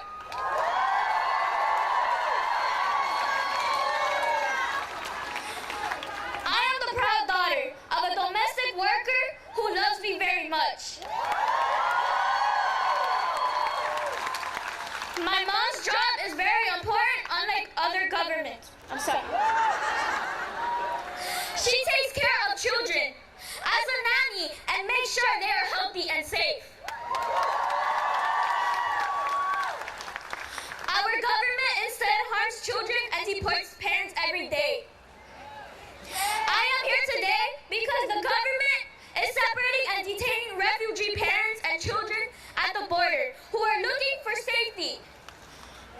Our government also continues to separate U.S. citizen children like me from their parents every day.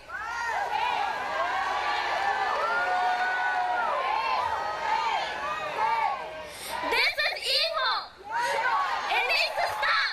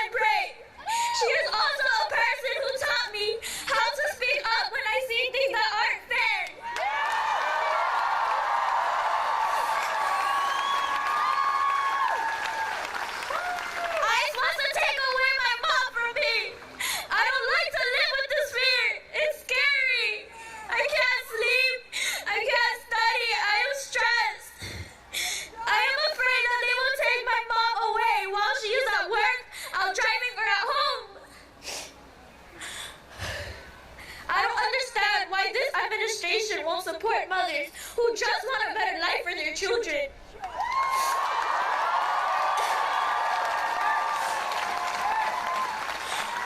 This needs to change. We cannot allow them to keep hurting families, communities, and children. I know that together we can make things better for families and kids.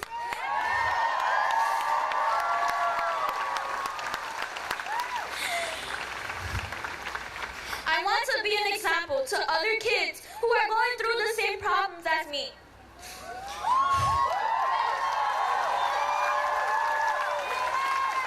I want to tell kids at the border and all over the country not to give up and fight for their families.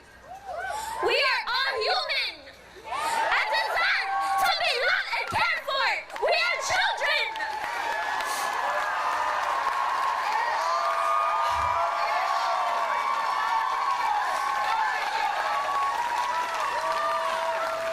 Our government has to do the right thing and stop separating us from our parents and stop locking us up. I won't give up fighting for the right to stay with my mom. I am not asking for a favor. It is my right to stay as a child, to live in peace with my mother and the rest of my family. Mom, yo te quiero mucho. Lucharé por ti siempre. Families belong together. Say it with me louder. Families belong together. Thank you.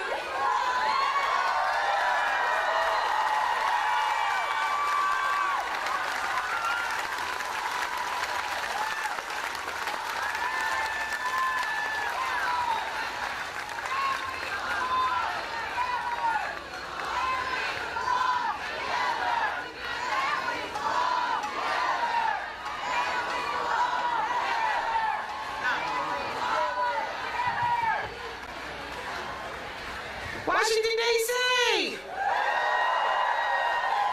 I stand on behalf of the more than 1.2 million women entangled in the United States criminal legal system. 200,000 currently in prison and 1 million on parole or probation.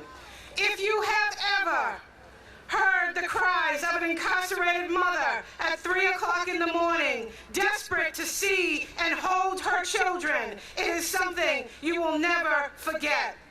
They have created policies of separation, punishment, and incarceration as an answer to the struggles of poor people and derived from the policies of slavery. Incarcerated women are mostly mothers. The choices women make in search of food and shelter, and too often to escape violence and abuse, are the same no matter what side of the border they are on. At the National Council for Incarcerated and Formerly Incarcerated Women and Girls, we have spoken to incarcerated and formerly incarcerated women throughout the United States, and we have traveled to Mexico and Brazil and the Caribbean and spoken to incarcerated and formerly incarcerated women there as well. Whether in Chicago or the Bronx or Appalachia or the rural communities of Lower Alabama, the women's stories are the same as women in the states and towns of Mexico or the favelas of Sao Paulo. Stories of lifetimes of struggle as a result of being cash-poor women, navigating through persistent poverty and lack of food and housing. They tell the same stories of over-criminalization and a drug war that for decades targeted their communities and continues to cause devastating social and economic disruption that has left the women of our communities alone to rear children with little to no support or access to meaningful resources and opportunity. And most disturbing are the same stories of being witnesses to and victims of violence while their trauma goes unacknowledged and untreated. The common stories of sexual violence, often starting during childhood. We also know the pain of being separated from our children and incarcerated in jails and prisons across this country that leads to further incarceration of our children. Women are currently the fastest growing incarceration population in this United States.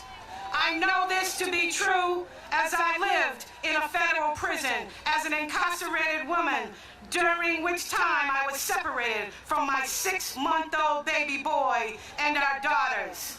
Millions of children are separated from their mothers due to unnecessary incarceration, and 85% of incarcerated mothers were the primary caretakers of their children prior to their incarceration. What kind of country takes the most vulnerable and harmed among us and responds to the pain and trauma with prison and protracted sentences, increasing the pain, suffering, and economic disparity that deepens the poverty for their children, families, and communities? We must recognize that separation of mothers from their children under any circumstances must be avoided whenever possible. Keeping families together should be a priority of a civilized society. Yes, we need immigration reform, and we need criminal justice reform.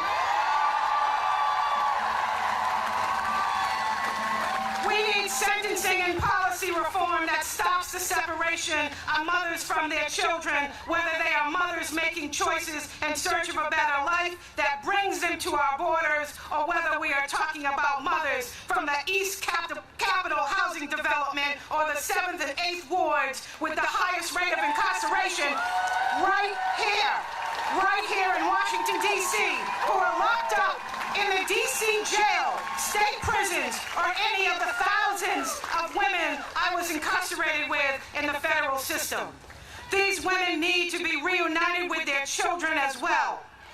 As we work for immigration reform and make the demand to keep families together, let's not leave out the fight for freedom, dignity, and justice on behalf of the women and children separated by overcriminalization and mass incarceration.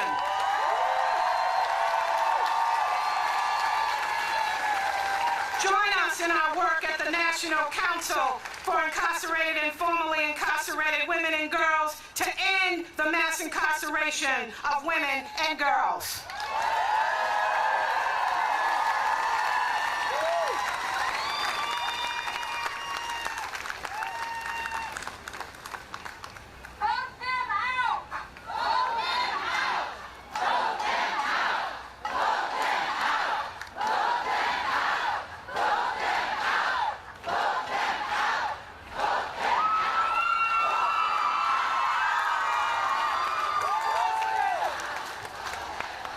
My name is Diane Guerrero. Me llamo Diane Guerrero. And I am here today not as a politician, a child psychologist, an activist, an actress, or an author. I am here today as a woman who, as a young child, was separated from her family. I am here today to be painfully honest about the damage these government policies do to human beings, do to kids. I am here to stand before you and convey that even some 17 years later, I still remember how it felt when I first cried out for my parents and they couldn't answer. I am here as a voice for thousands of children without one. For those who will wake up every day and have to tell themselves they didn't deserve for their parents to be taken from them, that it wasn't their fault. Every day, on top of trying to pursue their dreams and give love to those around them, they have to continue convincing themselves that they too are worthy of love.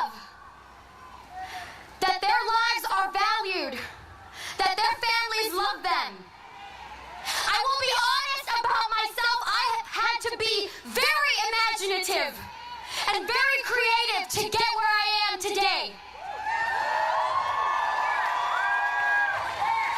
Having my family taken away from me had a severe impact on all of us.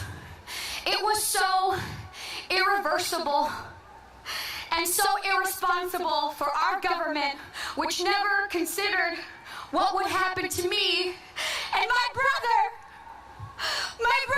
Eddie. You deserve so much more than what you have been given. You deserve so much more, and I love you.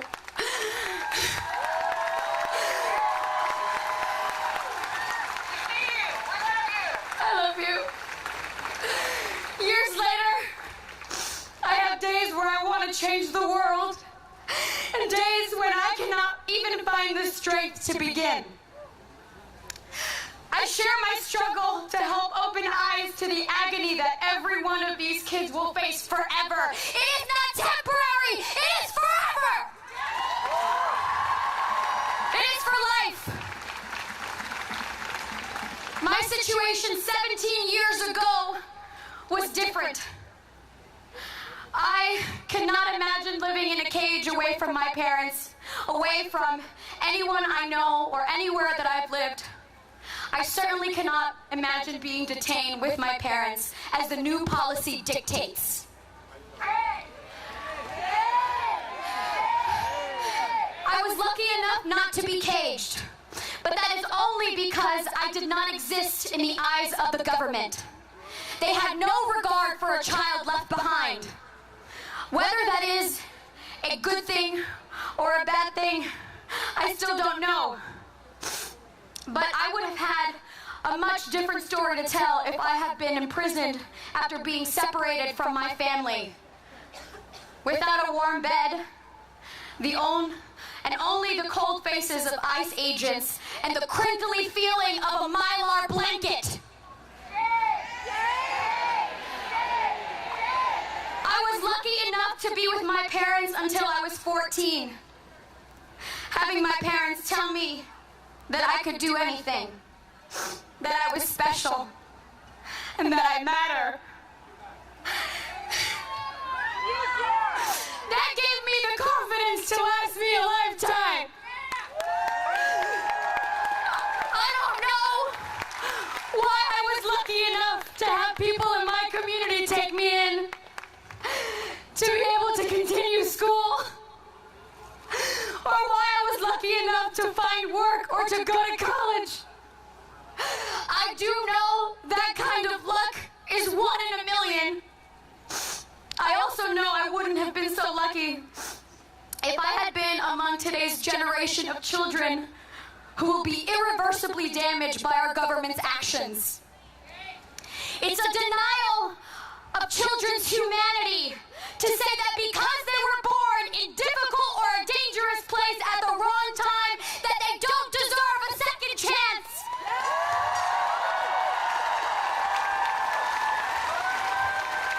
That they shouldn't ask for refuge. How many more children are we willing to subject to a lifetime of pain? Once my family was taken, I became fully aware that my community matters less to some people. That we are treated differently because of the color of our skin or where our parents were born. But we are now in a moment where we can no longer be blind to the blatant disregard of human life. This time, the stakes are too visible, too well documented to be ignored. It has reached you. It has reached all of us and forced us to ask ourselves, what kind of country do we want to be? One that violates the rights of children, including the fundamental right to seek asylum? Or do we want to be an America that values children and families and the freedom to be who we are? And let's not forget our citizen children and our citizen children of color whose lives are threatened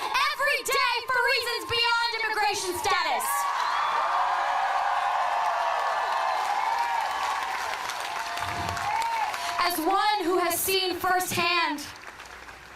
I have taught myself to have hope.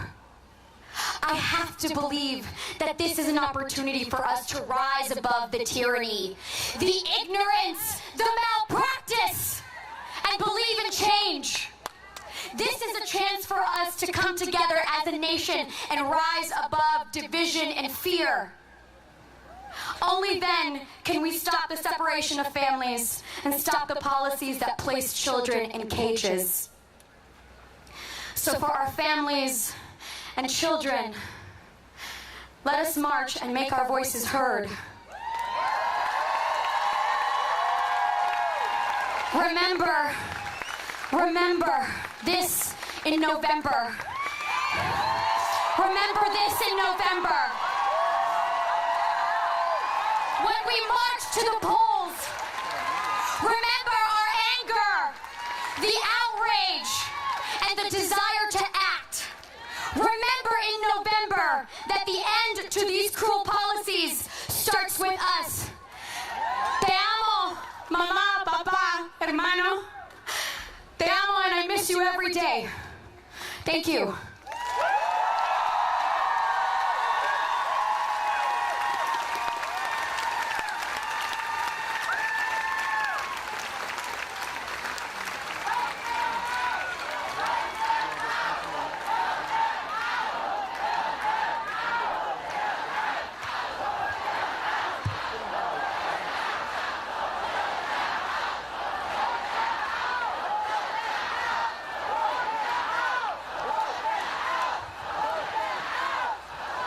Good afternoon. My name is Jeremiah James. I grew up in the country, back on a small farm right outside Waynesville, North Carolina. We grew tobacco, raised chickens in the Appalachian Mountains. I have 5 younger brothers and sisters, and my dad's a carpenter. We moved around a lot as a child because it was hard to find a house that we could afford. If we couldn't find somewhere to rent, we would camp in the woods sometimes. My only option was a bed, was a door laid across the front seats of an RV. When I was a kid, I didn't see the big picture. I used to think immigrants were a burden on the economy, and I used to think it was us against them. But that was just a big con. Immigrants are poor people just like me, and pitting us against each other is not the solution.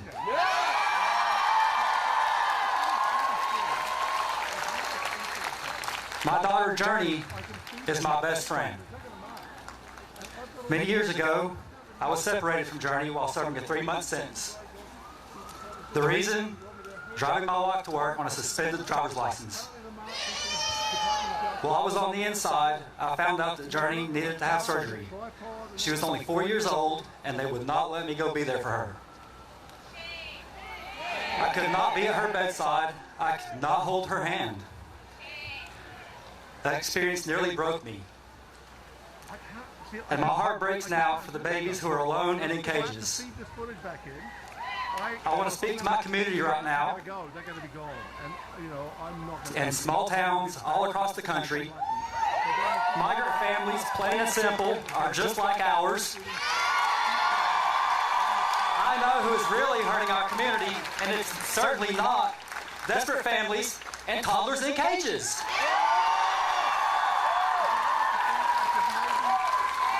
Trump's policies are horrible and racist.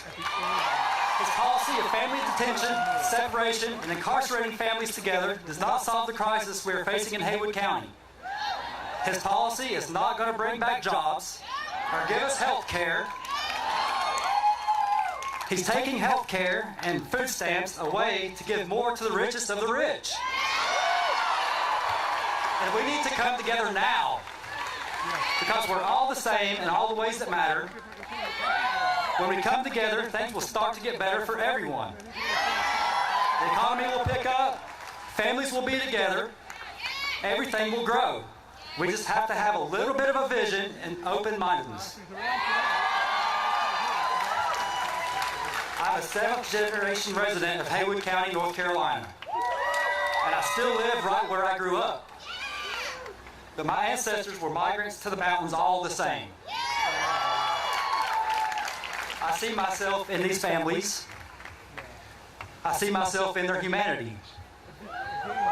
I'm here to say that I stand with them, and I hope that you will too.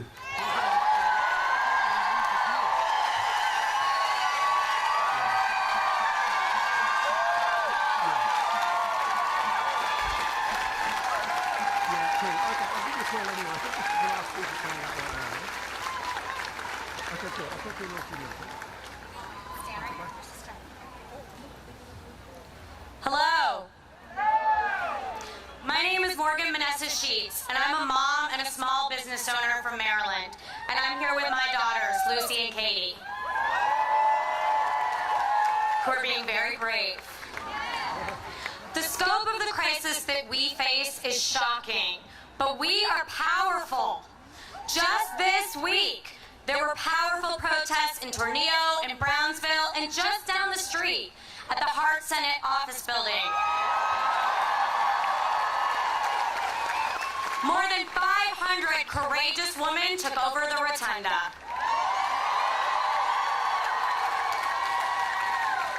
We know our actions are forcing reactions. A judge ordered children to be released to their parents. He gave the president 14 days to reunite the children under 5 and 30 days to reunite all of the children with their parents. That's July 10th and 26th. We demand he meet those deadlines. We demand the immediate reunification of all the families and stop separating families once and for all. We demand the end to indefinite family detention. No family camps, no baby jails. We demand that President Trump end his zero humanity policy that's created an atrocity at the border. So here's what we can do. After today, next week, members of Congress will be home for the July 4th holiday. We want every elected official and every candidate on the record on this issue. If you're ready to do this, take out your phones. You got them out. Text family to 668-366. This crisis shows us that our elected leaders and our institutions are failing us. If we want this democracy to work, we must make it work. This means we must vote. And make sure that everyone votes too and can vote too. This and so much more is at stake right now. If you're ready to fight for families and stand up for democracy, text family 668-366. Let's use our power to put companies on notice. If you put your profits over the safety and the well-being of children and families, we will use the power of our pocketbooks to hold you accountable. Stop supporting companies like Wells Fargo that are enabling this attention and carrying out these horrors.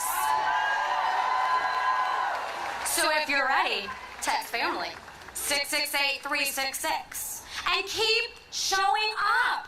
There will be more actions in the coming weeks and days. We have to remember, this is one of those moments in history. It will be in the history books, and our children will ask us, what did we do to stop it? You can find out more about those actions on familiesbelongtogether.org. Because one thing is for sure, we will not stand silently. We will not give up on children and families or each other. We are strong, we are resilient, and we must continue to be powerful. We will rise. And no matter how hard they try, we will not be divided. We are the people of this country, and together we will win. you.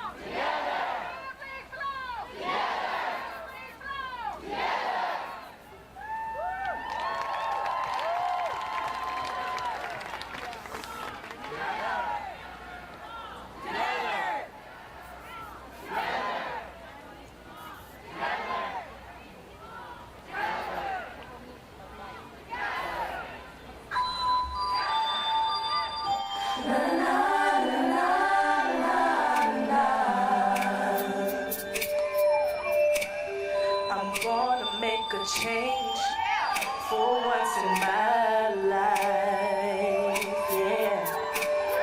It's gonna feel real good, gonna make a difference, gonna make it right. As I turn up the collar on my favorite winter coat, this wind's blowing my mind. I see the kids in the street with not enough to eat. Who am I to be blind, pretending not to see their needs? A summer's disregard, a broken bottle top, and a